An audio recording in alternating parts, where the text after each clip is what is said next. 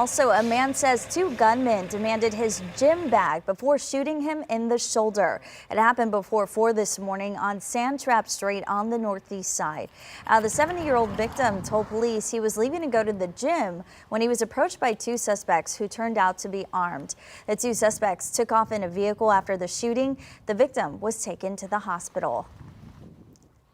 Fire investigators still working to figure out what started a fire that destroyed a mobile home on the east side. Everyone inside was able to make it out safely. Now, it all happened just before 6 this morning on East Highland near Rigsby Avenue. The battalion chief on scene says it started in a travel trailer, then spread to a patio cover, then eventually made it to the home. The homeowner tells us she was inside with her dog and mother-in-law. A neighbor alerted them to the fire. In shock, I guess, that's my house. I lived there for 3 years. Everything I have is in there. That trailer that was caught on fire is not like even plugged in for anything to electrically catch on fire. So somebody definitely had to have done it.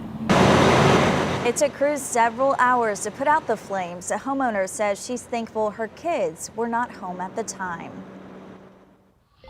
After a pandemic pause, downtown San Antonio is now in the midst of a different kind of challenge. The streets are inundated with a flood of tourists looking for spring break fun, but hitting all sorts of roadblocks. KENS 5's Sue Kalberg has tips on how to get around.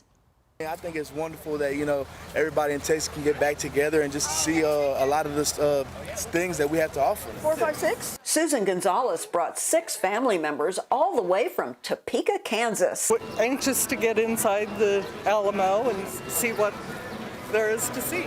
Everyone remembers the Alamo, but it's nothing like you remember it, as massive construction work is underway.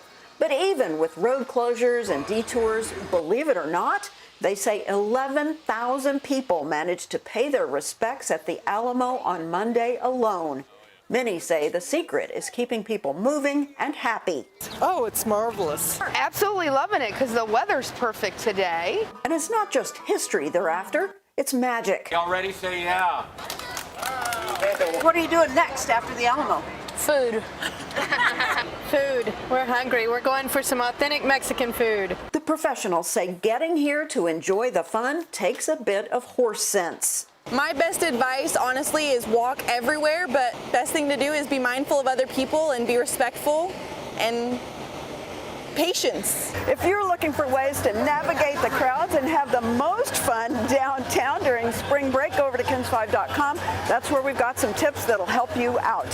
Having fun in my hometown, downtown. Sue Kalberg, KENS 5. I'd say Sue's having a good time.